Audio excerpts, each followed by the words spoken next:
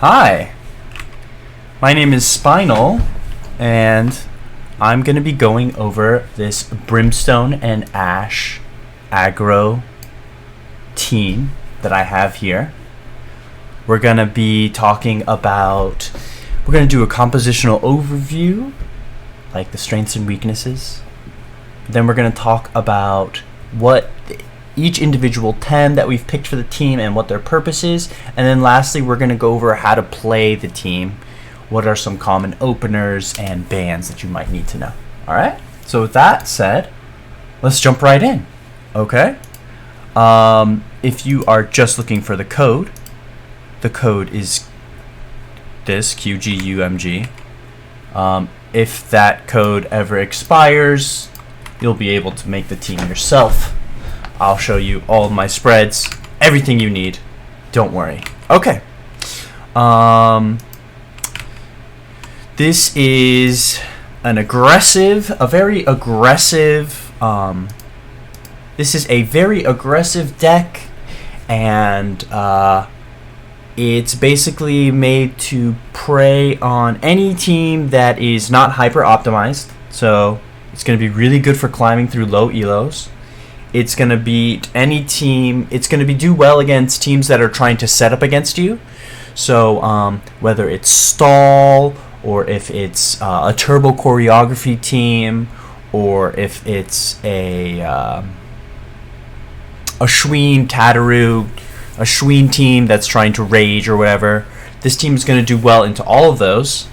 And in general, it does better against physical teams, because a lot of the tems we use are just naturally physically bulky, and it's a little bit weaker against special attack teams for the exact opposite reason. We've made some compositional choices to kind of balance that out, but it's a really well balanced team in general. It's going to be really great for climbing, getting you through ladder. It's aggressive. It's where you want to be. All right. So with that said, let's go over the picks for this team. We're going to start with Tyrannak. Tyrannak is an excellent tem for a couple reasons. One, he's automatically banned against any team that heavily relies on traits. So any team that, like, for example, like I'm going back to that Schween comp, they're going to have to first ban Tyrannak, because if they want to open with a Schween and Rage, that only works if their traits are working. So Tyrannack's really great for two reasons. One, he's an auto ban against any team that has heavy reliance on traits in the opener especially. And two, he's just great typing. He's got great stats, and he fixes the weaknesses this team has while providing some really valuable synergies. Particularly, we're going to be running him with Sharp Leaf, which is something you don't see every Tyrannak do. Sometimes you'll see Tyrannaks running Meteor Swarm instead of Sharp Leaf. We need the grass coverage. If you talk to other Temtamers, you could even run Plague. But we have 364 attack investment and not that much stamina investment, so Plague, we're going to run Sharp Leaf over Plague, although there are versions of this tem that use Plague and are viable. Next tem, Garunder, just an absolute monster typing, electric toxic, kills everything, dies to ground and crystal only. He has thick skin, which Toxic's only weakness is flying, and electric covers Toxic's only weakness. So now you only have electric weaknesses, but you also have toxic resistances. And then on top of that, this tem has thick skin, so it's like he has an extra resistance on top of his already gorgeous resistance charts. So you look here, he's resistant to electricity, nature, toxic, water, and he's resistant to flying. This can shut out this shuts out a lot of tems. For example, Valorant can't hurt this guy at all. most water Platimus can't hurt this Tem. This Tem has just the most incredible type chart you've ever seen in a Tem. His weaknesses are that he's slow and he is low on defenses. So we have this spreads for him that is trying to compensate for his physical weakness, and he's slow, so we've made him bulky. Not a lot of attack investment because he's still going to do his job. If he really needs more damage, he can purgation himself before he does a piezoelectric blow, which will one-shot the majority of things that this thing is super effective against. After you purgation, if you purgation into piezo, it's going to kill most anything. Really great Tem. He's slow, so you want to keep him in your back line and use him as like a strong pivot. For that reason, we're running chamomile on him and nutrition bar on Tyrannac, which we'll talk about later. Next Tem. Oh, this is our crown jewel. This is the glue that makes this Tem work. If your opponents can ban this Tem, because they're not threatened by the other Tems on the team, if they can ban this Tem, it's really good for them. This is Scunch. He is a really unique and powerful Tem. Why? Because he's extremely aggressive. He has scaling properties, which means he continues to get stronger turn after turn, due to the nature of how perfect jab works and due to the nature of his slingshot. And he does good damage with zero attack. And how does he do that? He does that through lowering defenses through perfect jab. He does that through having the brawny passive. And he also does that by doing things that don't require you to do any damage to be useful, like Haito Ichi, which slaps the hell out of them and sleeps them for one turn. So it doesn't matter how much damage it does, it can still be useful. And then on top of that, he has just really high base damage abilities. 160 base damage, 142 base damage. You combine all that with perfect jab and brawny. This guy can one-shot a 2-rock, which is a rock Tem. I say one-shot, that's not correct. He can kill 2-rock in 2 turns, basically, with perfect jab Oshi-dashi. And that's crazy. That's something crazy to be able to say for a Tem with 0 attack investment, but that is the power of Scunch. He's an incredible partner for certain Tems. He's an incredible partner for Raikan. This is probably your strongest opener. He's also a great partner for Minotaur. He's a great partner for Garunder. Any of these Tems that do physical damage, he can work with well. Any of them. So basically all of them except for Lawali. But his strongest opener is Scunch and Raikan. The reason being, Scunch, we build him like this because every time you pull him out, he's going to get focused down. Because they know, your opponents know, if he's let to do whatever he wants, he's just going to run over the game. So he's always going to get targeted. So you want to put him next to other Tems that have a higher threat value than he does, which is very few Tems in the game. But we've the one that sticks out the most is Raikan. But most of the time he's going to get focused. So we have a ton of HP, a ton of stamina, because every turn he stays in, he can continue to accrue value. And also we're an aggressive team. And we don't want to be doing a lot of swapping, especially not with a Tem like Scunch, who, even if perfect jab is not super effective, it's still going to do a lot of damage, because putting 2 minus defense basically makes whatever attacks hit them afterwards do 50% more damage. The math is a little wonky after the first one, but it's basically going to do double damage for every time you perfect jab them. It's not the math is a little wonky, but that's what it basically. The first one always gives you 50% more damage. The second one, it's more complicated. It is 50%, but it's less than that because of depending on how you look at it. Anyways, next Tem, Vanks.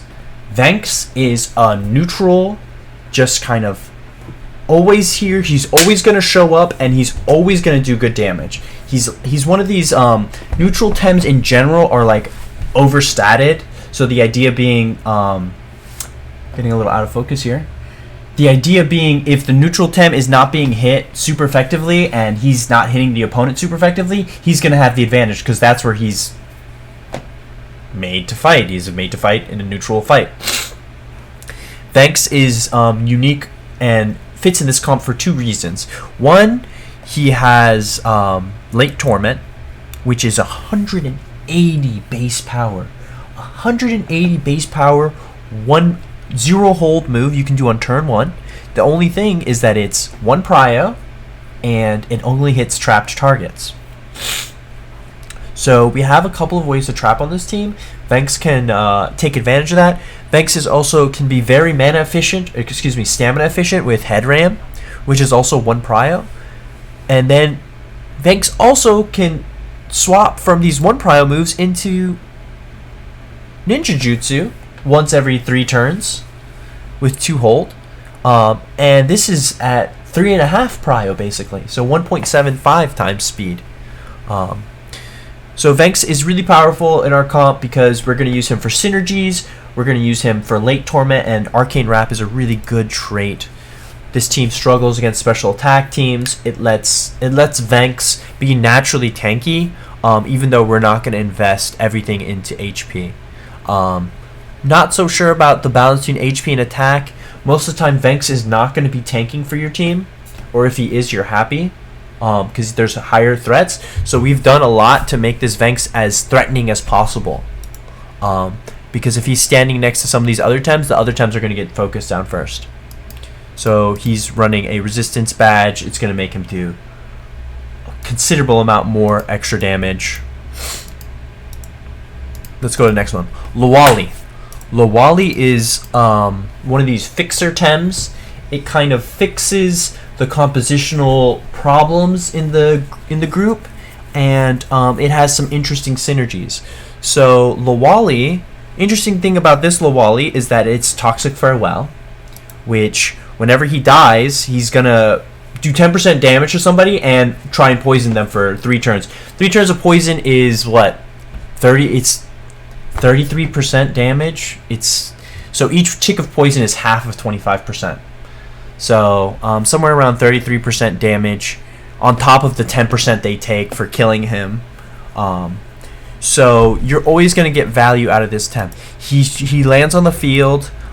He counters all those nasty waters you don't want to be fighting. And he also is running handcuffs. He's also running handcuffs. Handcuffs lets him exhaust any target, it lets him trap any target that he attacks that's exhausted. So what does that mean? So that means when he plagues people, he traps them for 2 turns. So that means if you ever have Lawali and Vex on the table, Lawali can plague turn 1, and then Vex can Late Torment, and that's gonna one-shot a lot of Tems. That'll one-shot. That's going to kill a lot of Tems on turn 1. Now, it will be after they have taken their turn, because Late Torment is a 1 prio move.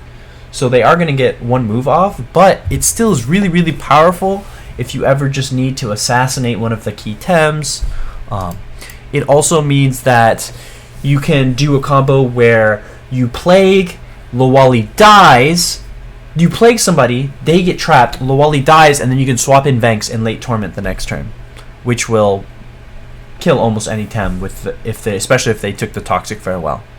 Besides that, Lawali can also trap with Resin Trap. Lawali can also use Gust. Gust is a really powerful ability. You swap in your Electric Tem while Lawali is on the field. Next turn happens, they're like, oh, I gotta get my Tem out of here. It's gonna get electrocuted. Not today. Lawali says not today. And can trap somebody at Omega Prio. This goes before swaps. So this is really, really powerful. He's a fixer Tem. He's just really good Tem. He has high special defense, low defense. You're always happy to have him. The only problem with him is that he does special attack damage instead of... he's the only special attacker. So you don't want to play him with Scunch, because Scunch gets a lot of his value from... perfect jabbing into his partner doing physical damage.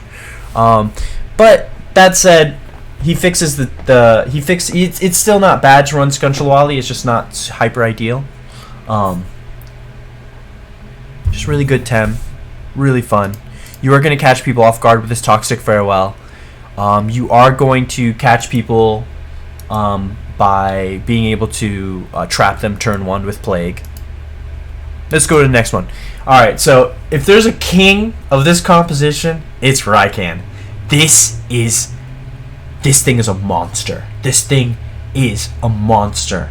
Okay? Raikan does one thing. He's a single type Tem and monotype Tem. Monotype Tems in Temtem, it's a big weakness in general to be monotyped. It means you have less moves to choose from, less move types to choose from that do stab most of the time. Same type attack bonus. And most of the time when you see a monotyped Tem, they are support. A lot of times they're support Tems because they might have access to only one type of damage type, but then they get access to a bunch of support abilities. But Raikan is not this Raikan. Raikan can be played as a support with Roar and King's Roar, but that's not what this is. This Raikan is single-minded.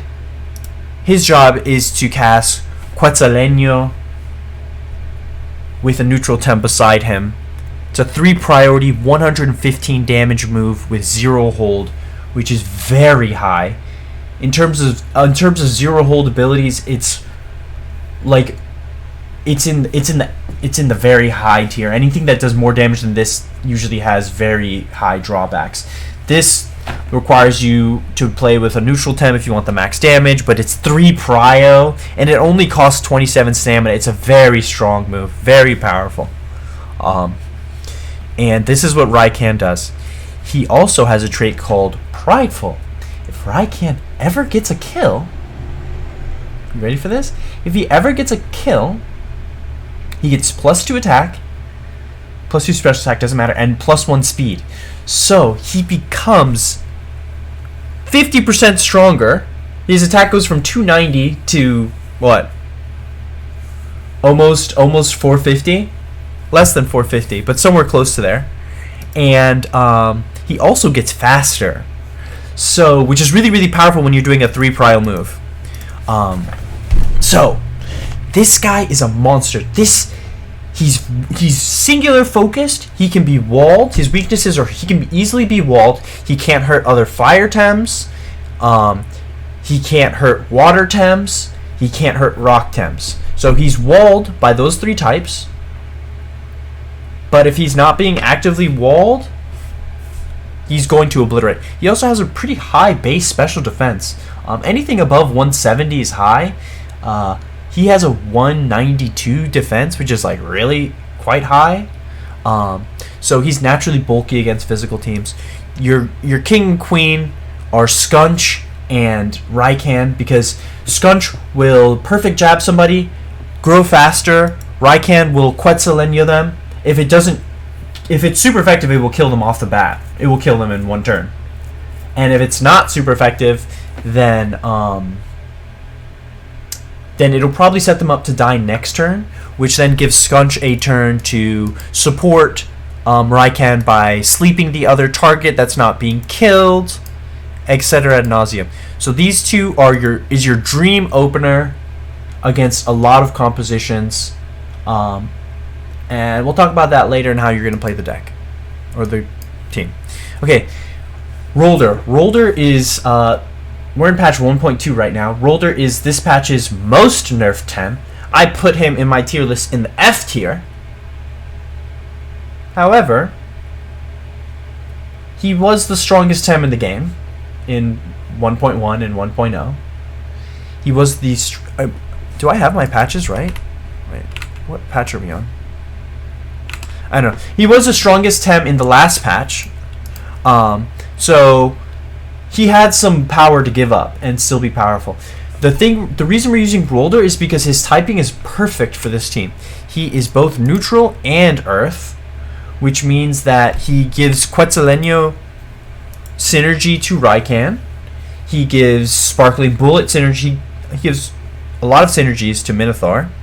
And also, being a ground Tem, he covers some of our weaknesses. So we are sort of weak to fire Tems, and Rulder is here to throw some stones. You feel me? Throw some stones. You have to be really careful with Rulder because he is running Tardy Rush, and he will not have enough stamina, even with 86, which is really high. It seems like a high amount. You could actually even pump it even higher. But he will have to take a turn off at around turn 4. So on turn 5. So on turns like 1, 2, and then 3, he gets 3 attacks, and then the next turn he starts Tardy Rushing, which turns him from a very slow Tem to a very fast one, which is really interesting with Goring, which lets his Goring just go lightning fast. It also lets him Rockfall quite quickly, which means if you ever get Rockfall with synergy and you're burning 2 Tems, you're burning them before, and you can burn them before they move, you're getting an extreme amount of value. He's also just kind of a threat that if you ignore him, he's going to run over you. To that end, we are running bait on him. It lets him resist some people like to run, for example, like an Auhi in front of him, and Auhi gets one shot, but Auhi can Jinx Whisper to sleep Rolder turn 1. Well, they're gonna try and Jinx Whisper your Rolder, and your Rolder's gonna proc bait and turn around and stoneball them and one shot them. So it makes him resistant to CC. It makes him resistant to poison. It makes him resistant to being exhausted, which he is in general weak to, and it also gives him Vigorized, which gives him more stamina so that he can make it to turn 4, turn 5, and still have some energy left, some stamina left to get off some Tardy Rush attacks. And then our last Tem is Minotaur. Minotaur is another powerful Tem. Minotaur is interesting because, look, every single one of his abilities has a synergy. Every single one of his abilities has a synergy that I'm using right now. I would like to have Purgation on him, but sometimes you just need to Hasty Lunge. Even if you don't have a neutral, a nature Tem, you just have to Hasty Lunge. So we are taking this setup. Minotaur is very interesting Tem. He's naturally very bulky against physical and a lot weaker against special attack. We've tried to compensate for that a little bit here. We have no speed investment because he can get speed from, if you open with him, he will get +2 speed, which makes him go from 163 speed to like something crazy. That said, if you swap him in and he has no rusher stacks, he is pretty slow. 163 is slightly faster than Vanks, but in general it's going to be slow in terms of Tems, which is fine. He has a bunch of other slow Tems like Rolder and Tyrannak and Garunder. So like these are the slow boys, and then in the middle we've got the fast boys, although Vanks is also a slow boy. He is an instant ban. If your opponent's team is running a bunch of neutrals, they're gonna ban him. He's our second electric, so that we don't have to ban Valorend. We can actually fight against Valorend, and yeah, that's the picks. Last thing I want to go over before I let you go. I don't want this. I probably should end the video right now, but I just got to do a little bit more. Let's just talk about actually, I want to pull this up. About openers, about playing the team, and about bans, okay? So for openers, like I was saying, you can do Skunch. Raikan is like your best opener. If you can pull it off with the correct amount of bans / looking at your opponent's composition, it's very, very powerful. We'll just run over anything that it's neutral, fighting against neutrally, it'll run over. If they have anything that's weak to fire, they'll doubly get run over. Besides that, common openers you're going to do is Venks plus Luwali. It's also very powerful. Plague into late Torment will obliterate a lot of Tems. And then a lot of times you're going to be faced against maybe they open like Volorend and a Water Tem, or Volorend and a Crystal Tem. You can open with Tyrannak and a Garunder or a Minotaur, or if Tyrannak is banned, you have Luwali and Raikan to fill in those gaps. But in general, you can start with against those comps with Tyrannak and Garunder, or Tyrannak and Minotaur. Minotaur getting Hasty Lunge synergy from Tyrannak, but losing the Rusher procs. Garunder just matching Tyrannack's speed, and they're both just really disgusting, tanky, overstated type complementary Tems. In general, for bans, where Scunch has a 4 times weakness to Mental, and Mentals aren't extremely popular right now. So if they have only one Mental, you can ban it so that you can open Scunch Raikan if that's going to be good outside of that. Other Tems that in particular are nasty for you, Platimus is kind of nasty. Garunder can deal with him easily, but outside of Garunder, like, almost every one of your Tems is not happy to be fighting against him because they're either slow and will get abused by Toxin Shower, or they have an actual weakness to him. He will one-shot your Raikan. He will almost one-shot your Roller. Yeah. If you're interested, drop me a like, subscribe, drop me a comment, tell me you want to see some games with this comp. I really like it. I'll probably try and there's 1 week left in the season. Right now I'm 87, 88. Oh, I think I just dropped a rank. And right now I'm 88, and I'm going to try and shoot for top 10. We'll see what happens. I think this comp can take me all the way. If I learn how to play it really well, learn how to do the pick bands just right, I think it'll have like some absurd kind of like 60% win rate. It's a very well balanced, good aggressive comp. It will probably be just as good next patch. I anticipate Tyrannak nerfs. Roller might get changed around a little bit, but I think it will stand the test of time. And thanks for watching. I'll see you in the next one. Have a great day.